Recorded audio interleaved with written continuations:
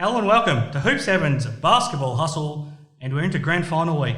It's an amazing thing. I don't think you would have been able to pay anyone enough money to think that we would have had the Grand Final that we've now got in the NBL. We've got the Sydney Kings, which isn't a huge surprise given the talent they've got, but we've got the Tasmania JackJumpers who hadn't even played an NBL game this time last year, and now all of a sudden they're competing for a championship.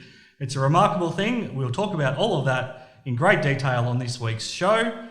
We've also got some huge news coaching-wise out of the Illawarra Hawks after their loss in the semi-final series. Plenty else happening. We'll announce how we'll decide our winner of the Galen Award as well as the best team man in the NBL. And our man has had a big week as well, my co-host. So I'm Chris Pike, but the man you've all tuned in to hear from, the man who got to see his old teams do battle in the finals in person back on Friday night, which I'm sure he got to enjoy. Yeah. Cody Ellis. What a big week. Huge, mate. Yeah. Long week for myself and big week in the NBL. There was a lot of fun to watch every single one of those games. Yeah. And I think it's going to be a heck of a grand final series. I think people are probably expecting Kings to just run over the JackJumpers, but everyone expected Melbourne to beat them as well. So I think it's going to be a heck of a series. Yeah, absolutely. I mean, we'll get to it later in the show, but you match it up talent for talent, and it's easy to think that it's an easy Sydney Kings win, but it's just very hard to play your best basketball against the JackJumpers. I mean, every team has found that all season long, and it's going to be an incredible grand final series. It's an amazing story that they're even in the grand final. So we'll talk about that a lot on this show. We're here thanks to Hoop 7, but Cody, we were under an embargo last week, so we couldn't talk about what you had planned. Yep. And we didn't want to give your old foes up at the Joondalup Wolves any insight that you wouldn't be playing your NBL 1 game on Friday night, but you had a big week. You headed back over to Sydney, got to celebrate a wedding. You got to be a special guest of the Illawarra Hawks on Friday night. Have a good time? Yeah, it was good, man. It was good. Good to get out of Perth for the first time in a few years. Yeah. When was the last time you got to leave? Before COVID, obviously. Yeah, well before COVID. And even that, it was probably a couple of years before that I headed out of Perth. Yeah. So, it was... Might have been when you went to play for the Taipans, was it? Yeah, that would have been it. That was probably the last time. So... While ago. To say it was overdue is an understatement. Well, talk us through what you got up to. Whose wedding did you attend? Kev White. One of my teammates for my entire NBL career, and certainly close with him and the family, and Rach, his now wife. Have known them for a while now. So it was really good to get over there and catch up with some old teammates and some old friends. And yeah, look, their wedding had been pushed back. I think this was 2 years now that it had been pushed back, and I'm glad that they finally got to tie the knot, which was great. Very, very happy that we were able to be there for them. And it was just a very 3 days. We got a heck of a lot done, and it was all go from the moment we landed to the moment we got home. So it was really good. Talk me through being back in the Wynn Entertainment Centre on Friday night as well. I saw you with a microphone in hand as well in the pre-game function. Talk me through how that was. Yeah, it was good, man. It was very nostalgic being back there. It was it was a lot of fun. Certainly very different being in the stands than down on the court. But I spoke to Tim Fairs, someone who I've stayed in touch with, and asked if he wanted to catch up for a coffee while we were there, and offered a couple of tickets for the missus and I, and then asked if I wanted to have a bit of a chat to him in the pre-game function. And that was really good. It was really good. And again, just seeing some old members and people that I had relationships with throughout the Hawks organisation. It was really cool, and it was awesome. And I think the club's come a long way from even when I was there, a few years ago. So a lot of fun. The game was good. Yeah. Bit of a scoring drought for the Hawks in that second quarter, but look, they still had their chances, and I think just Sydney were too good for them, especially in that game, but over the whole series. What was it like sitting there watching a game in person? You haven't done that for a long time, and I don't think you've ever done it in Wollongong as a spectator. What was it like? Very different. No, the last game that I've been to as a spectator was a Cats game, but I still think that was a few years ago now. Yeah, I don't tend to go to too many of the NBL games. I like watching and dissecting from my couch and watching it on the TV. But it was odd, and my missus felt right at home. She was she'd been there and done that before, so in that building watching plenty of times. So I got to sit next to an old teammate in Tyson Demos and catch up with him, which was great. No, he's doing some great things as well, Yes, which has been great to see. All right, so the semi-final series, Cody, they're all decided now. We know who's into the grand final. So the game ones, they started back on Thursday night, and Melbourne United, they really did a lockdown job on the Tasmania JackJumpers. JackJumpers found it really tough to score, especially in that third quarter. So Melbourne ended up winning that game 74-63. And then the game you were at Friday night, the Sydney Kings beat the Illawarra Hawks 89-79. And then down in Hobart on Saturday night, JackJumpers beat United 79-72. And even just coming through your TV screens, the atmosphere was unbelievable with the noise in that building. We talked a couple of weeks ago about how loud in Wollongong it gets when it's full, and gee, that building in Hobart with 5,000 screaming Tasmanians was just incredible. So they helped get their team over the line, and then on Sunday the Sydney Kings wrapped up their series, and in the end just too much firepower. Just too many superstars on that team, so they beat the Illawarra Hawks 99-87 to move into the grand final. And then Monday night, game 3 back in Melbourne, and the Tasmania JackJumpers, I know they got a little bit of help in pre-game when Chris Golding was ruled out, but you just get a sense that they would have won this game probably anyway. Their defence just completely locked Melbourne down, and then they found enough avenues to score up the other end, and they won the game 76-73. Let's start with the JackJumpers, Cody, because it's an unbelievable story. It was an incredible story for them to win 17 games, and there was still a chance they missed the playoffs. It's now an incredible story. It's an unfathomable story to think that they're into a grand final in their first season with the talent that's on their roster and without Will Magnay. I still don't know how they've done it, but they've done it by creating a culture like we've talked about. It's just an incredible thing. It is, and it's really cool to see. And I think you've got everyone that's not a Sydney Kings fan going for the JackJumpers in this series now, and I think again you saw it in the Melbourne series. Everyone that wasn't a United fan was on the JackJumpers bandwagon, and but it's really cool. And apart from probably the first team to ever win it, not really too many inaugural teams that have made it to a grand final, let alone win the thing. So look, they're making history every single day, and it's really cool to see. And they just do it by committee. You know, obviously they've had big games from some of their players, but on any given night, anyone on that team can go off and make big plays for them, and they're just scrappy. And again, like we've said in the past couple of months, they just work harder than everyone. And I think that's proven that works. And come playoffs, defense is huge, and that's where they thrive. Absolutely. That's how they've been able to do it, because they don't have the scoring weapons where they can go and put up 90 points or 100 points in a game if they're going to win. So they have to try to keep their teams under 80 points that they play against. And have a look what they did in this series. So they kept, even though they lost game 1, Melbourne only scored 74 points. Then Melbourne only scored 72 down in Hobart on Saturday. And then on Monday night, Melbourne only scored 73. That's how they won the game, because they're bloody hard to score against. Oh, absolutely. And to keep that Melbourne United team to 73 points averaged over 3 games is very impressive. Not too many other teams in the league would be able to do that. But they did. They stifled them, and they were really good, and they're scrappy, and they're in there helping, and you know, because they're undersized, they've got to be able to rely on all that help, and they do. It's really good to watch, and I mean, it's just been an unbelievable effort, and I think that it's going to be fun to see how they can do it against the Kings.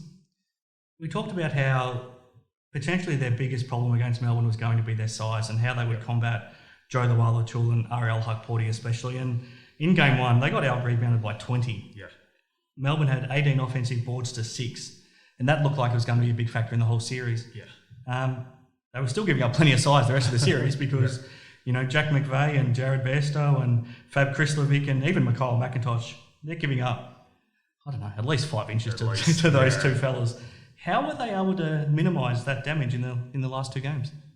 Yeah, look, just the fight, really. Yeah. And the fight that we've seen these guys have all season, or especially in this back half of the season. I think Fab Krislovic has been unreal for them. And I mean, he's a starting centre now on a team in the grand final. yeah, exactly. At 6'9" at best, 6'8". At best. At best. Yeah. Very best. So it's been really cool, and I think that, again, they've just done it by committee, you know, making sure that you're getting body on those bigger guys and the guards swooping in and collecting some of those rebounds, I think is just as important. And I think that's kind of how they combated being well undersized. And look, it's something that I think they've been used to because they haven't had a big horse inside for most of the season now. So they've kind of figured it out. And again, it's rebounding is all want. You know, you can be bigger than anyone, but if you don't really want to go get it, if you think your size is just going to get it, then that's not going to happen. And Tassie just wanted it more. Yep. I mean, you only have to look at two of the best rebounders in NBA history, Dennis Rodman and Charles Barkley, and they're giving up plenty of size. I mean, you're exactly right. It's their pressure defense as well. So all season long, they've made it really hard to run your offense against them.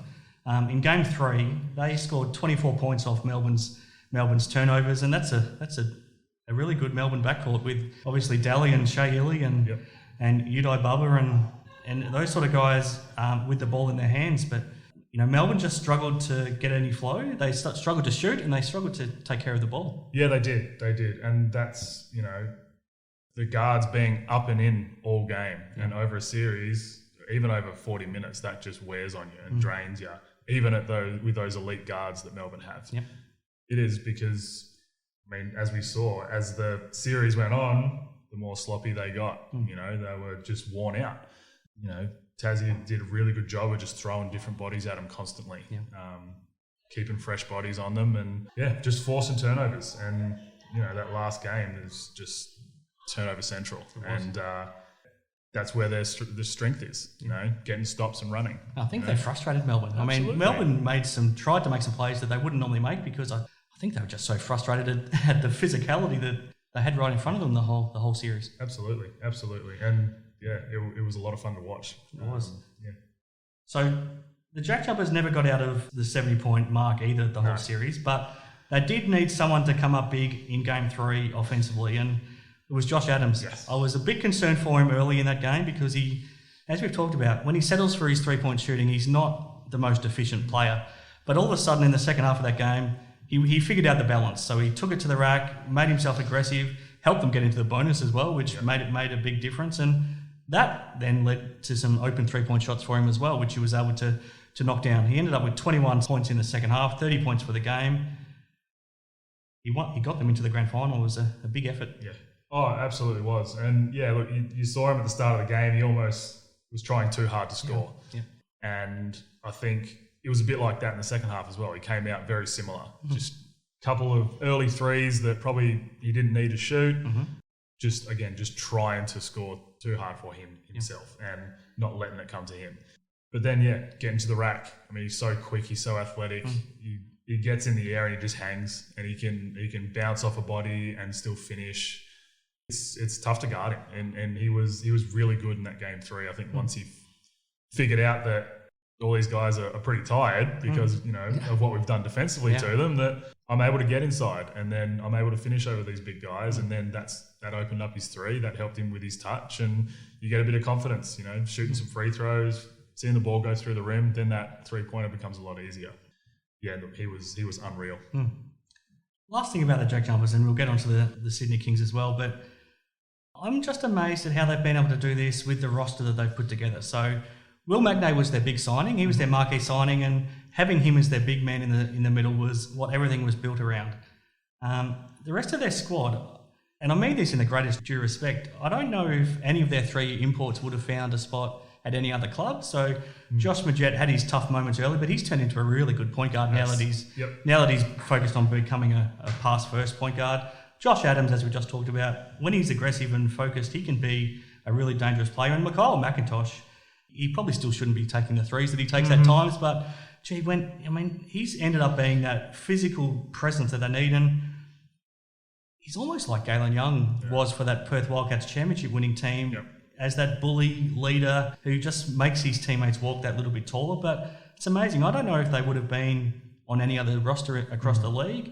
And I think he can say the same in all due respect. You know, Fab Krislovic was a handy role player in Cairns, but I don't know if he had a lot of suitors. Jared Bairstow, I'm not sure if anyone else was going to come calling. Clint Steinle was pigeonholed as a three-point shooter when he was in Perth, but he's now shown that he can be a great captain and a really good all-round player. You know, Jared Weeks has bounced around a little bit. I'm not sure if he finds another home if it's not in Tasmania. Matt Kenyon hadn't been able to find an NBL home for the last 3 or 4 years since his stint in Brisbane.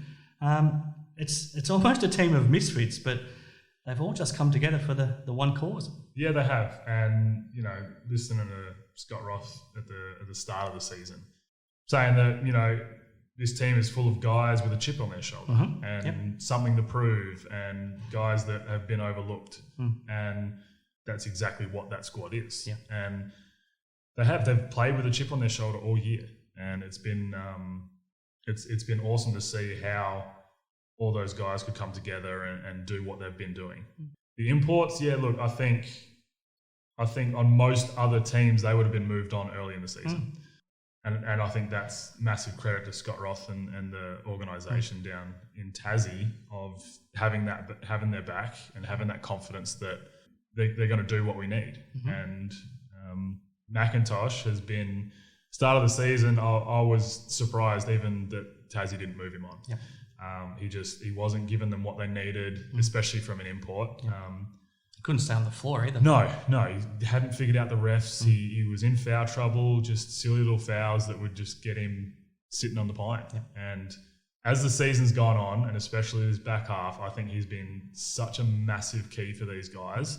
You're right, probably some threes that he probably shouldn't shoot, but he's knocked down the odd one. He has made some very timely shots from the 3-point line. So, and then look, he's just been that bully ball inside that they haven't really had. He also frustrated Lual Lachul and big time. Got under his skin. Big time, and I think that would have been a ploy from them for sure, because he's someone that you can go at and frustrate, and we definitely saw it. You know, in that first game, we saw him beating his chest and roaring in people's faces, and then that didn't happen in game 2 or 3 because they were frustrating him. That was. They've done a really good job, and like you said, team full of misfits is probably a good way to put it. But I mean, personally, I love to see that. Absolutely. I think the whole country has embraced it, and I think they would embrace that term as well. I think they would be more than happy with it. Sydney Kings like to call themselves dogs as well. They've embraced that terminology, but they're a team of superstars. You saw them up close in person on Friday night.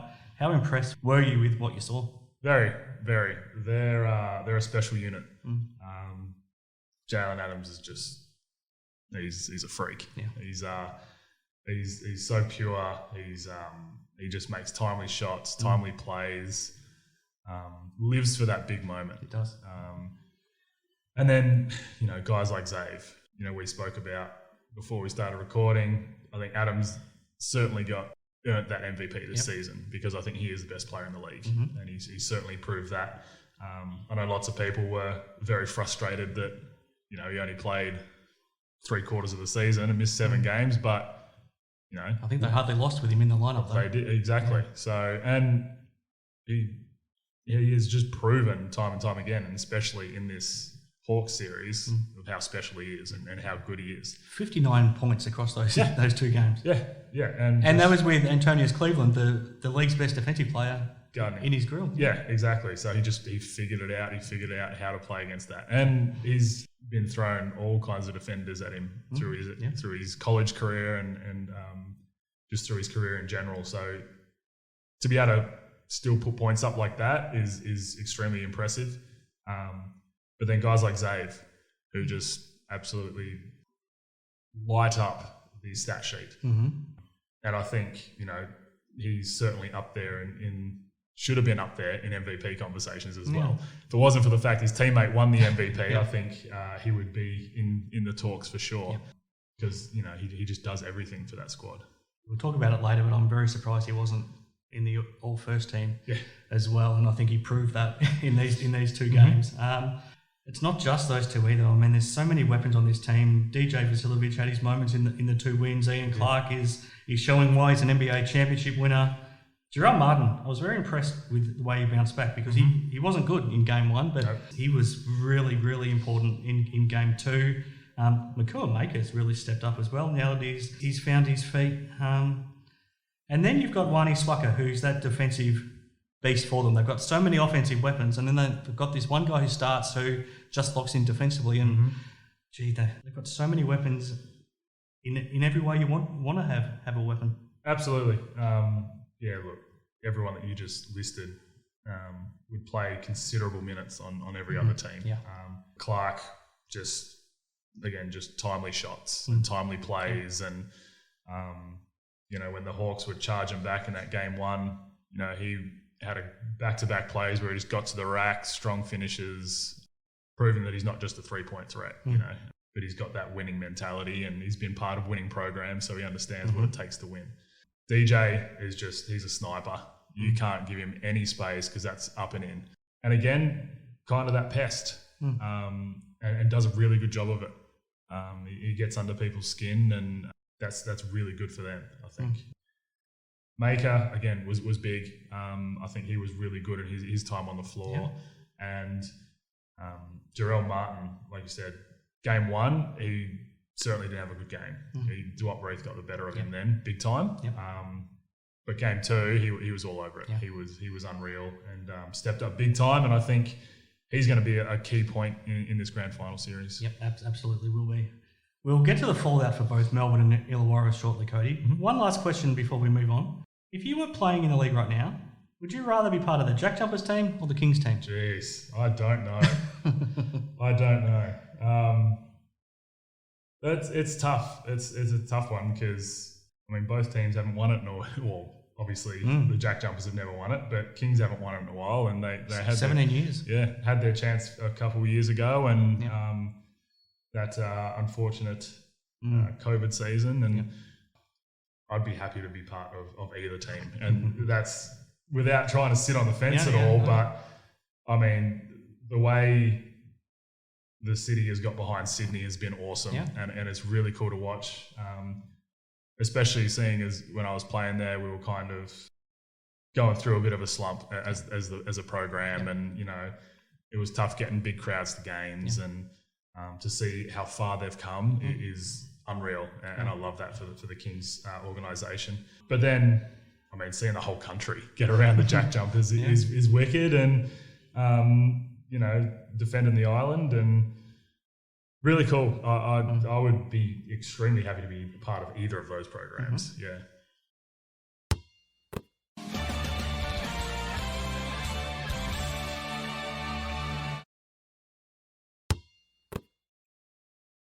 All right, Cody. So that's the teams that did win the semi-final series. Obviously, Melbourne United and the Illawarra Hawks are now out. They're planning their futures.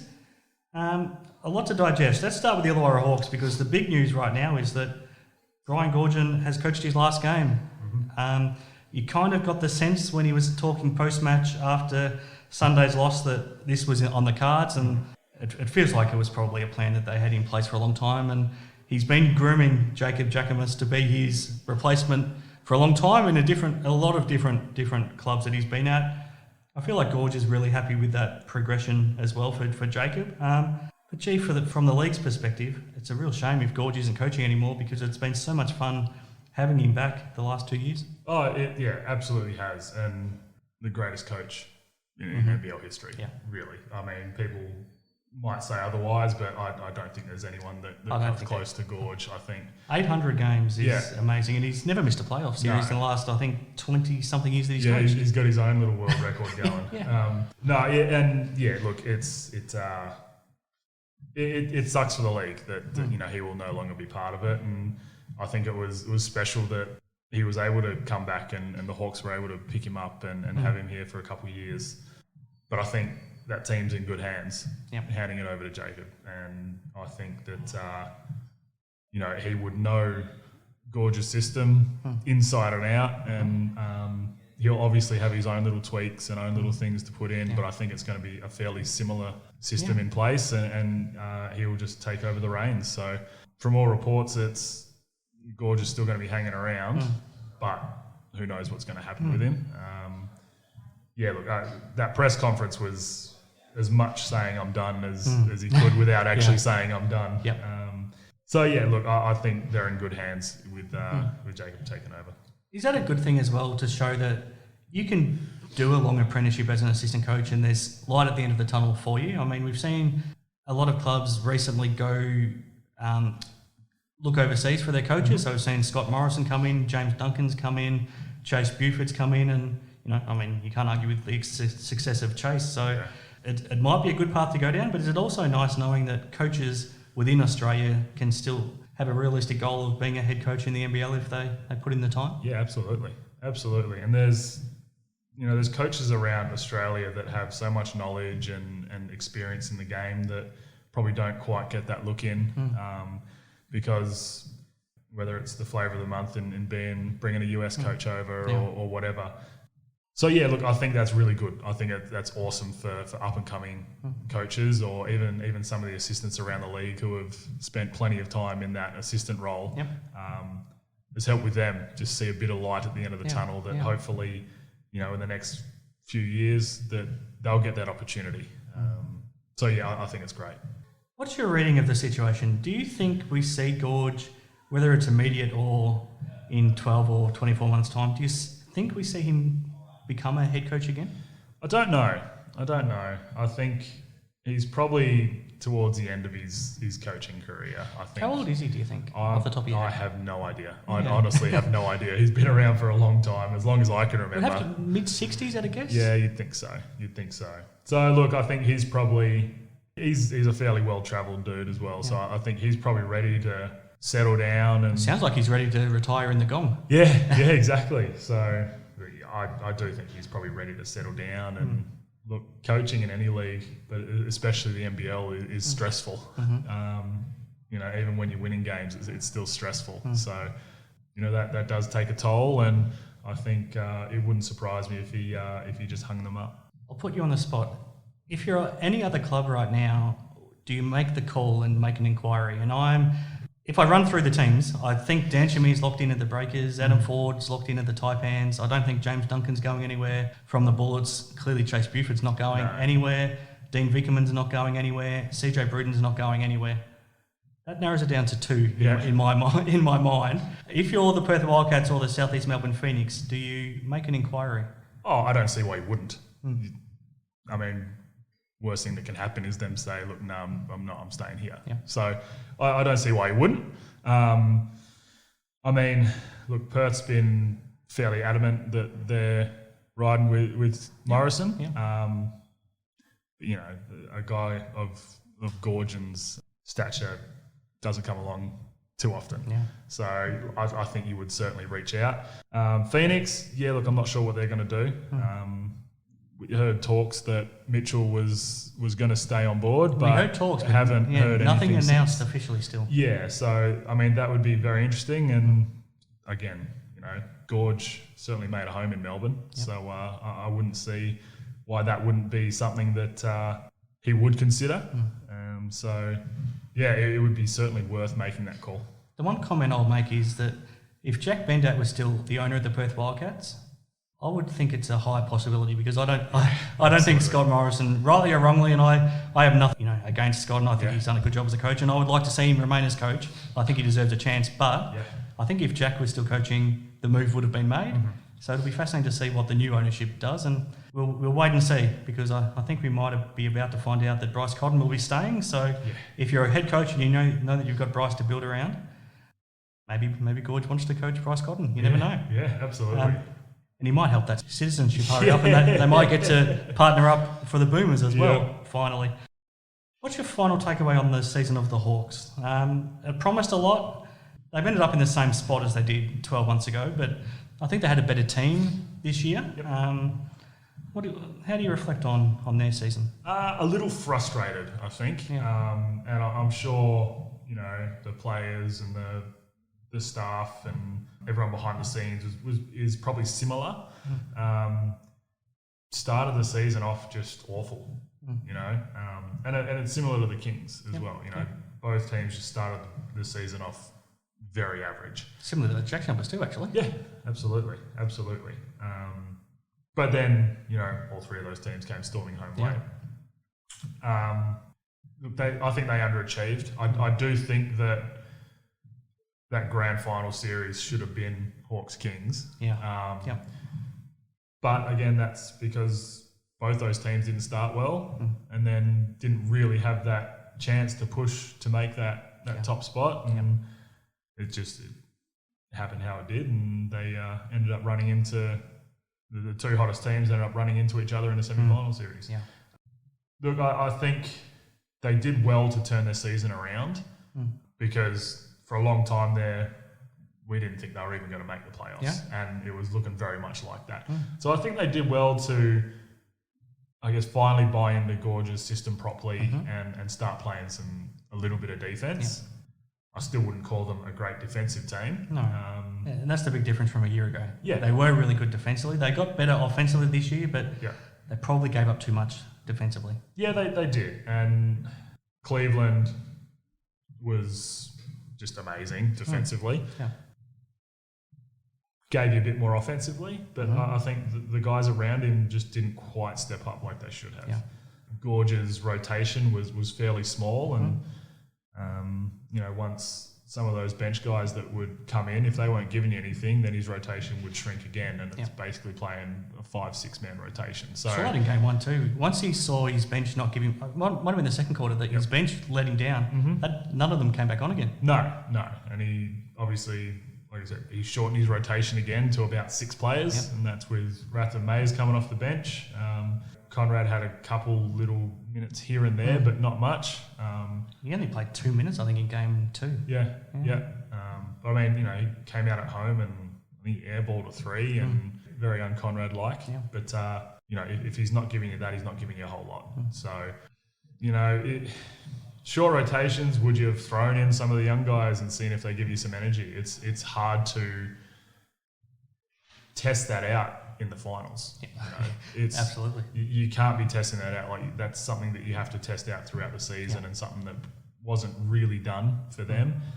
Goorj had his rotation set, and look, they ended up coming good, and they were probably the second hottest team in the league behind Sydney. And like I said, they run into Melbourne or they run into the JackJumpers, they win that series. I really think. So yeah, look, you'd be frustrated. I think you'd be frustrated, but if you can keep a decent amount of those guys back, I think there's a few guys that probably need to move on and didn't quite fit the system or what they needed properly. You'd be pretty confident moving forward. Yep, I think so too. I think what happens with Duop Reith will be a big factor in deciding on which direction they head as well, because if they lose him, they probably need an import in that spot, I would think, to replace him. So interesting times for them. Melbourne United, they have to feel like it's a disappointment of a season. They're defending champions, finished on top of the ladder. I think they would have been happy that it ended up being the opponents that they got in the semi-final series before the series started. Before we talk about that, how big of a factor was Chris Goulding not playing in game 3? Did that cost them the game, do you feel? I thought that was a difference. I think we've seen so many times where Melbourne's kind of been in a rut and struggling to score a bit, and Goulding will come out and hit 2-3 big shots back to back to back. And he changes games like that, and he's done it his whole career. I think him being out was massive for them. In saying that, there's no way that they should have lost this series. Game 2, they had him, and they still couldn't get it done. But with the weapons on that team, there is no way that they should have averaged 73 points. And I think that they just struggled all round. Everyone struggled. But I do think that the Goulding being out hurt them a lot. At the same time, it's hard to imagine he would have been healthy for the grand final series at the same time. So if they had got through, they'd probably have to play the Sydney Kings without him. I mean, at least for the first 2 games, you would have thought. That sucks to see. It really does, especially with a guy like Goulding, who has been kind of their big time veteran leader in like morale. You saw it with 4 minutes to go. There was a timeout called.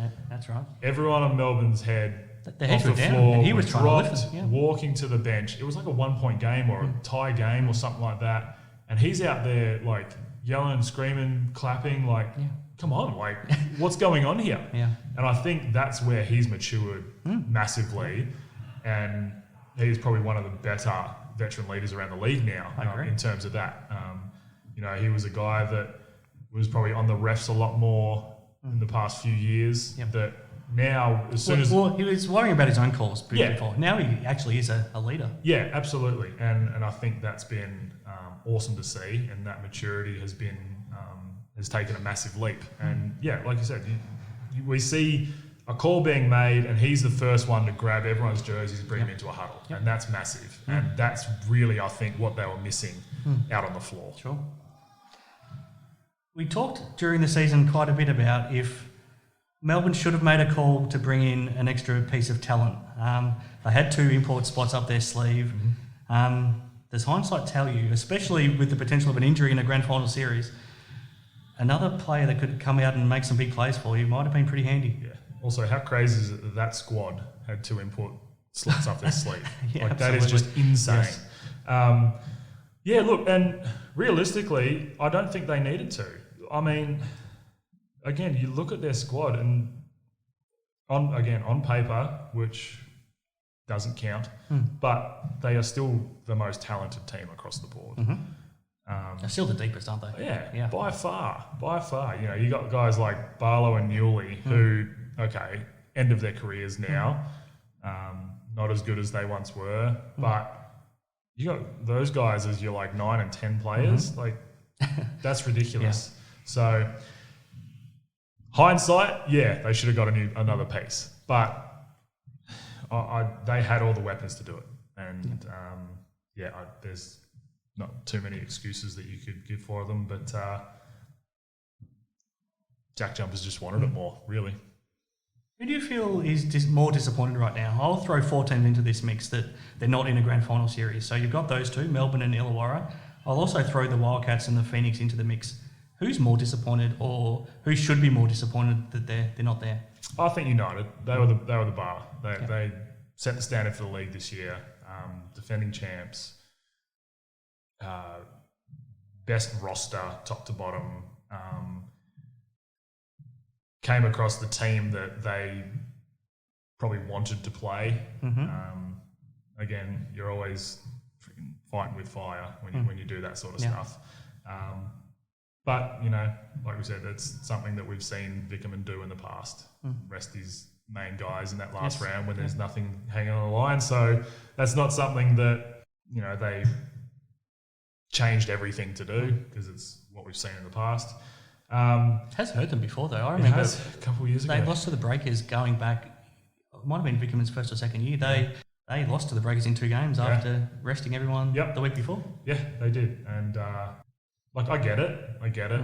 And the season drags on a lot, and it's not the NBA where you're playing every second day. And I think in this league you need to be playing games. If you want guys to rest, lower their training time. Sure. Especially towards this end of the season. You're not putting anything new in. You've got everything set in stone. Training time is when you need to drop their minutes down rather than in games, because it's so easy to lose touch by missing even one game. So look, I think they would be probably the most frustrated team.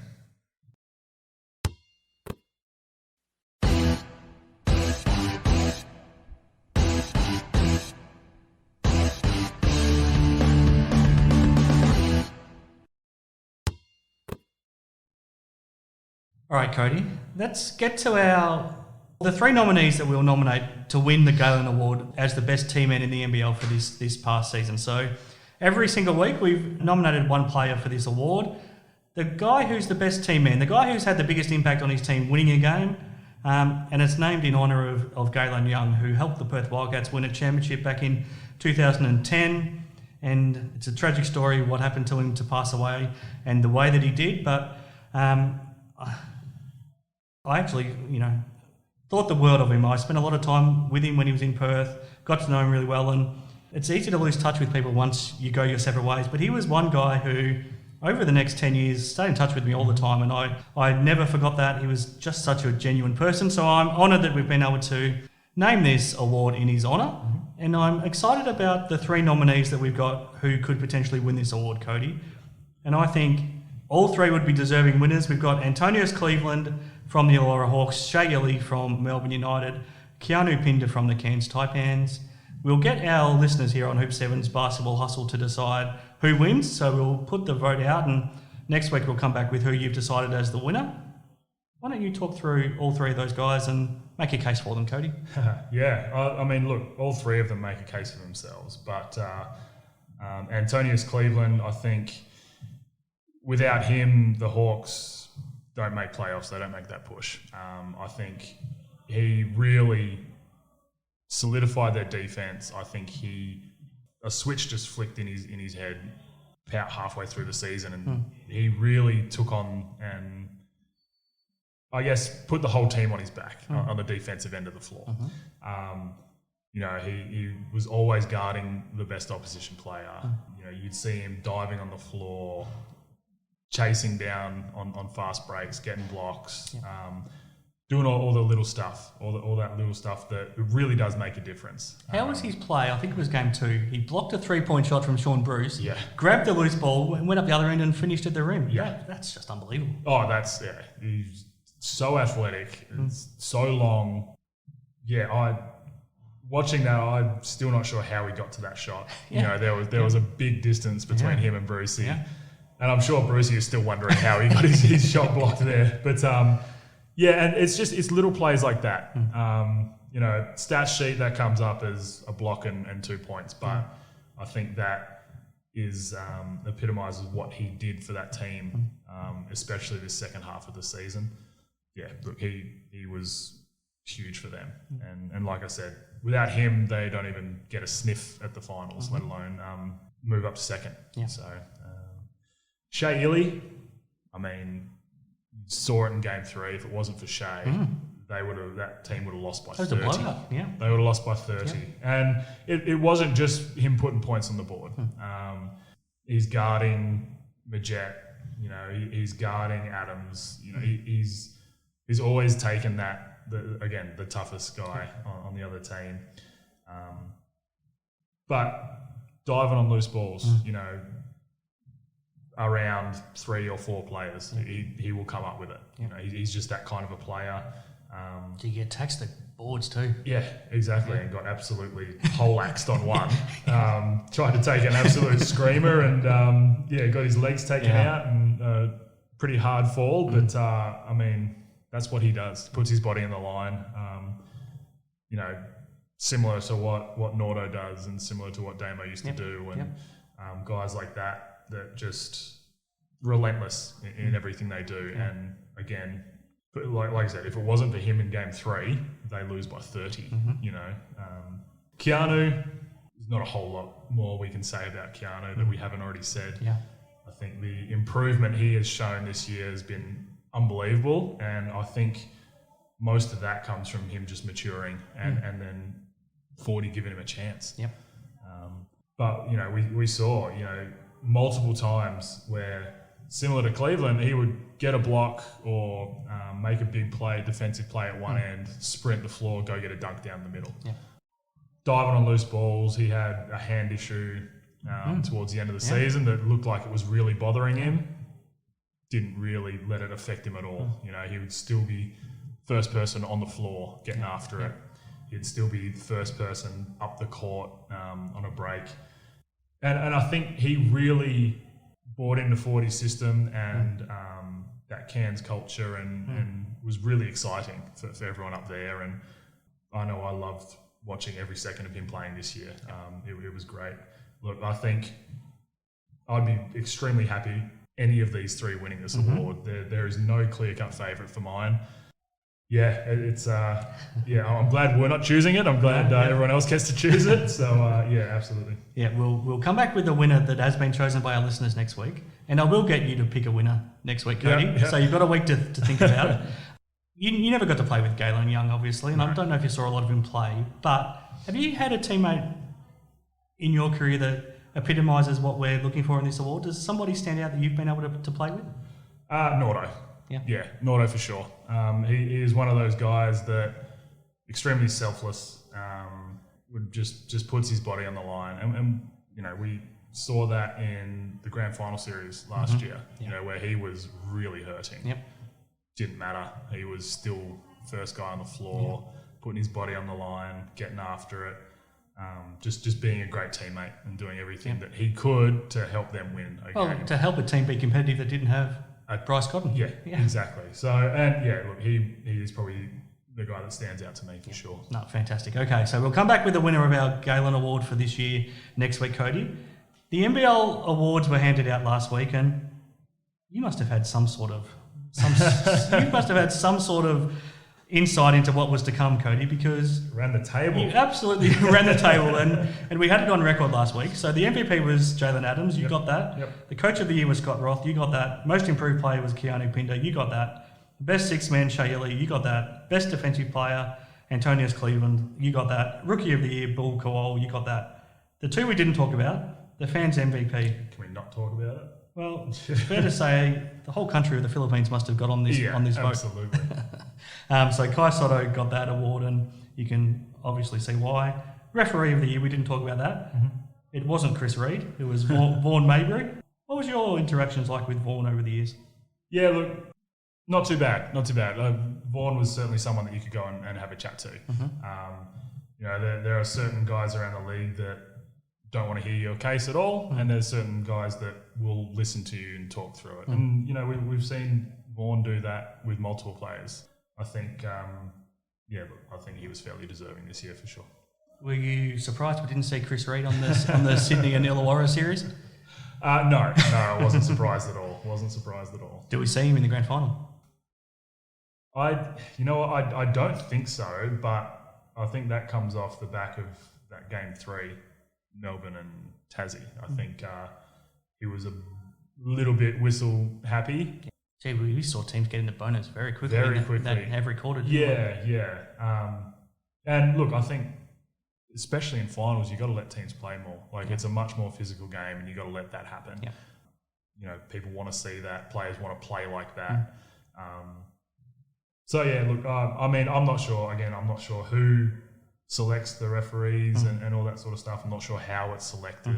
But I'll be interested to see who is reffing the series. Yes. We talked a lot last week about the comments of Chase Buford and Xavier Cooks as well. I'm sure you weren't surprised that the NBL took some action. Yeah. Oh, yeah, for sure. And look, they probably waited an extra day or two than I thought they were going to.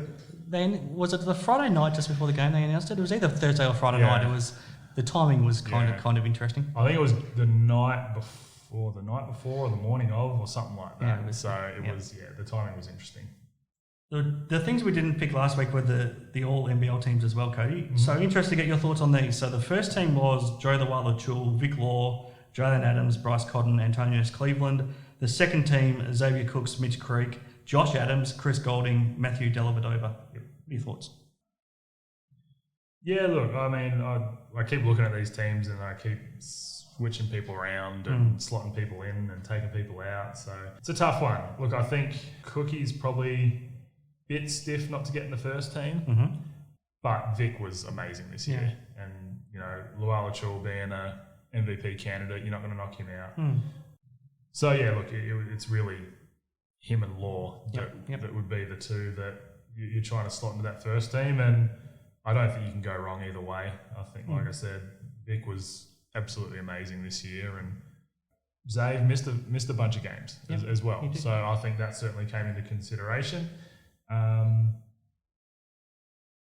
Look, I'm not sold on Delhi being in the second team. I think he's had a decent year, but I don't know if he's all second team this year. Who takes that spot in your mind? I'm not 100% sure. It's a tough one. Yeah, look, I'm not 100% sure. I think there's probably a few players that you could slot into there. I think, it's a tough one because there's been so many good players. That's the tough part. I found it funny when he was announced, but then I tried to figure who to replace him with, and no one immediately jumped out. No. guys like Majet were good this year, but, again, I think Delhi probably had a better year than them. And, you've got 3 guys from the number 1 team in the league in that top 2 teams, which is probably fair. Did we judge Tyler Harvey too hard against last year? Did he have a better year than we might have thought that he did? He had a good year, but he definitely had a better year last year. He did, but was he still good enough to be in contention for a team like this? I don't think so. I don't think so this year. If you take a backward step, I don't think you should be considered in one of these teams. Sure. What about Vasiljevic? He's the other one that pops to mind if we're talking about guards. Yeah, no, look, he was tough, but he had some very quiet games as well. And then he was hurt for a bit as well. Again, like I said at the start, I've moved people in and out of these teams all week, but look, I think the NBL probably did get it right. I think Delhi didn't have the best series against Tassie. No. But overall, he did have a decent season, and he's one of the leading guys on the number 1 team in the league. So hard not to slot him in there. I wonder if Shaylee's the one that might have been able to replace him in this team. Yeah, well, he was my other thought as well, and he's a guy that, again, coming off the bench, I feel like people just you've got to start. Which does my head in, because that's not how it is at all. I don't think that's how it is at all. And, it's whether you finish games, it's not whether you start them. And, 99 times out of 100, Shay's on the court at the end of a game. Absolutely. So he's probably the closest one that could have taken that spot. But yeah, look, he doesn't quite pad the stats. Well, not pad the stats, sorry, but get those stats that Delhi does. All right, Cody, let's get to the grand final series. We've got the Sydney Kings against the Tasmania JackJumpers. Game 1, Kudos Bank Arena, Friday night. Game 2 at My State Bank Arena on Sunday. And then we're back to Sydney next Wednesday, back in Hobart next Friday if need be, and then in 2 Wednesdays' time, the potential Game 5, if need be, at Kudos Bank Arena. What are your initial thoughts? What are we going to see in this series? Well, first of all, I hate that a potential series decider is on a Wednesday. I think I really don't like that at all. That sucks, but look, I know the NBL want to get this done as well, because the league has gone on longer than everyone thought. Yeah. And you don't want big breaks between series like this. That's a big break potentially from game 4 to 5, isn't it? It is. So I'm not sure why you wouldn't go a Friday, Sunday evening, whether it's an early Sunday evening. Yeah. Because you're right, that is a big gap. It might just come down to venue availability. We're not sure. For sure. And, again, we're not the ones that make these decisions. We don't know what goes into them. So, but look, I'm really excited. I think it's going to be a really gritty slog of a series in the best way. In the best way. Look, JackJumpers are going to have to try and drag it through the mud a bit, because Sydney has so many weapons. Yeah. And look, they can do it because they did it against the league leaders in Melbourne. Yeah. But the Kings are red hot. They are firing on all cylinders right now. I think everyone's fit and healthy. And look, I'm sick of calling it, because everything that I say, apart from the award winners, has been wrong this year. So, look, I hope it goes to 5. I really do, because I think there's going to be a lot of fun basketball to watch. Yeah. In so many ways, I feel like they're polar opposites. So you've got the Sydney Kings, who are the team of superstars. They're from the big city. They've got the MVP. They have this bravado and self-confidence about them, and they play like that. They have enormous self-belief about them. Then you've got the JackJumpers. They're the plucky upstarts. There's no egos in that team at all. Yeah. They all pull together for the one purpose. They're such a team. They've got the community behind them. They're just such opposites, but you know what? And they play totally different. So the Kings want to make it a fast game. They want to make it a high-scoring game. The JackJumpers want to make it that physical defensive slog, like you talked about. To me, the fact that they're so opposite in so many ways, that's pretty exciting. Oh, it absolutely is. And look, you're right. Kings have all the firepower in the world. They're talented top to bottom. Everyone that comes in makes an impact. You know, you've got MVPs, you've got NBA champions, you've got all sorts of stuff on that team, and you've got guys that know how to win and want to win. And then the JackJumpers who are just the little underdog that just keep fighting, and that's been my favourite thing to see this year is just their fight and how they've made teams play at their level. And I think that if they can slow the game down, then they're definitely a chance. But it's going to be, can they do that? Yeah. Because, like I said, that Kings team is a fast-paced, high-power unit that is going to be hard to stop. I think it's quite simple. I mean, if the Kings get to 85 points, I don't think the JackJumpers can match them. No. But if somehow the JackJumpers can keep them under 85, they're every chance. So it just depends how effective their defence can end up being. And let's hope when we come back, Cody, that we've still got plenty to look forward to in this series as well, and it's not over. So we've got some interesting thinking to do about how we do next week's show, because we've got Game 3 on a Wednesday night. So we'll work that out before next week, Cody, and figure it out. But we'll have at least the first 2 games to talk about next week. It's been a big show. We've had a lot to get through. We'll have the scoring machine, Sean Reddich's Player of the Year award as well. So keep an eye out for that. I'll do a special release this week about Sean announcing his Player of the Year award as well, Cody. We've been through the Galen Award winner, and we'll come back with our winner of that next week. We've got Brian Goorjian no longer coaching the Hawks. We've got Melbourne United, disappointingly for them, not making the grand final. We've got the Sydney Kings and the Tasmania JackJumpers to now look forward to. So thank you to Hoop 7 for making this show possible this week, Cody. I'm Chris Pike, and I'll wrap it up and leave you to give us your thoughts on what you're most excited about seeing now over the next couple of games. Just how the teams come out. I think Sydney is going to have to adjust big time, because they went and played a Hawks team that was just who's going to score the most points in that series to a team that's let's keep it in the 60s and 70s. Yeah. So look, I'm really excited. I think it's going to be an action-packed couple games, and I think it's going to be lots of fun. Whether JackJumpers can get it done or the Kings do.